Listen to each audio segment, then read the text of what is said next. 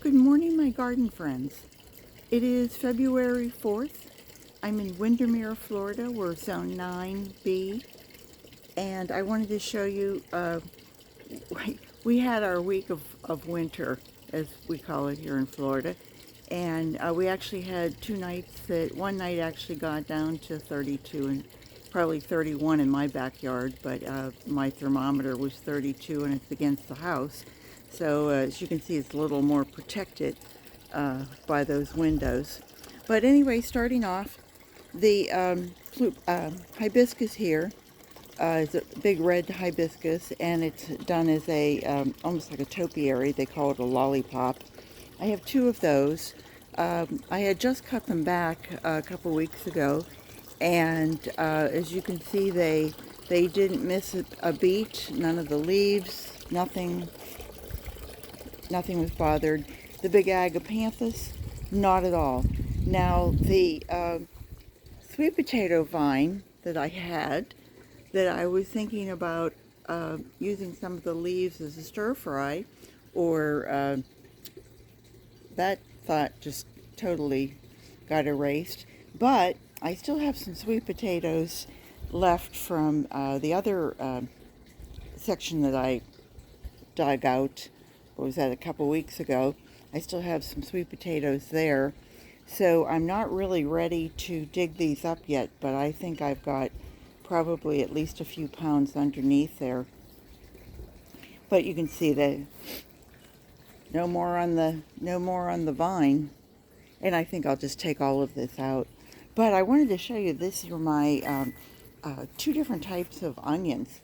And you can see, these are the little green onions. Can you see that? Those are my little green onions. They came up, they were just planted on the 12th. So, let's say 4th, so we've got about 3 weeks.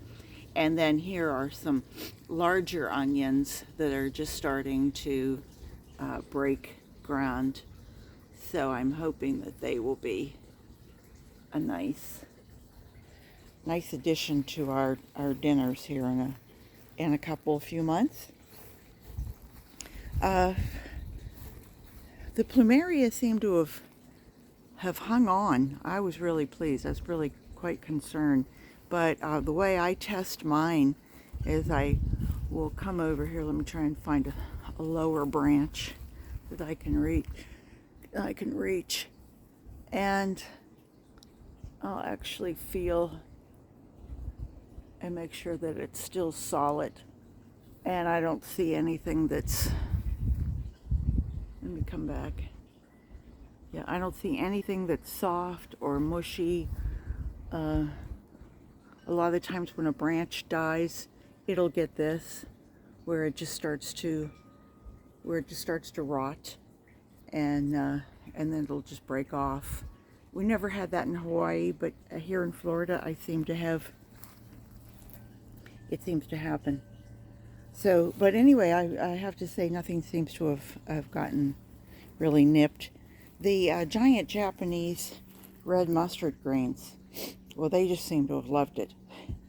So, hooray for the freeze. And also, this is the blue kale, and what was the other? The painted lady bok choy. I finally picked some of this, and boy, was that good. I sauteed it with a little bacon, and it was fine, and came out really well.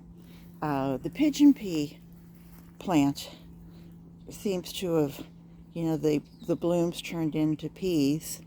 They're not quite ready yet, and I don't know if, I opened one and they were pretty small, so I don't know if I'll actually get anything from this. You can see the leaves died.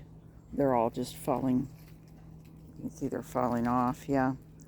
So, but it does have growth under here, the whole way down. So I might just cut this back and see if I can get it to regrow. The moringa, it just, the yellow is a natural thing for it. Whenever it gets cold, the moringa, the leaves will fall off. But these are edible, and they're very, very good for you. Of course, the compost pile, everything was fine there. Rick was so kind to come out, and this was where the papaya tree was, and he sawed it down, and then I started pulling back the roots, which were, they were killer roots. They were like 10 and 12 feet running along there, and so he took those out. I've cut back my grasses. These are purple fountain grass. The Brazilian spinach really took a hit, even though it was covered with my plastic tote. I don't know if those were the places that touched, or if it just didn't like it. Of course, Crepe Myrtle. This is what it's meant to do. I need to cut these back or trim the berries off. This is the raspberry, and then this is a mauve. And it was a volunteer from the front yard that we cut off, rooted, and kept in the backyard now. And the Florida maple, it's a red maple.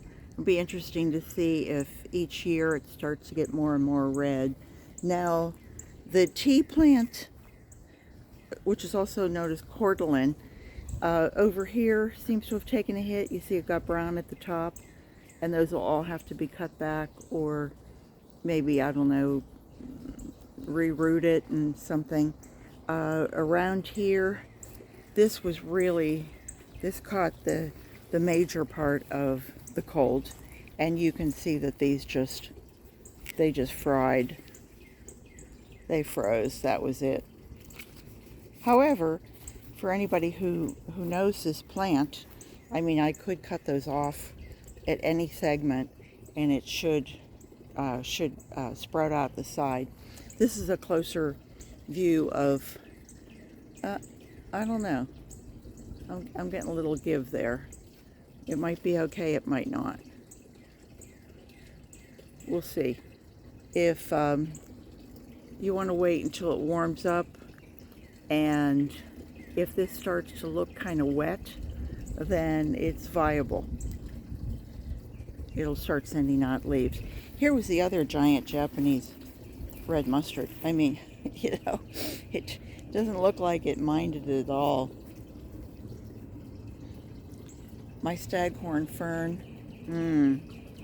parts of it look pretty brown, but there's parts also that look pretty green underneath and in the back. So we'll see. And this was the spathiphyllum. It doesn't like the cold, obviously.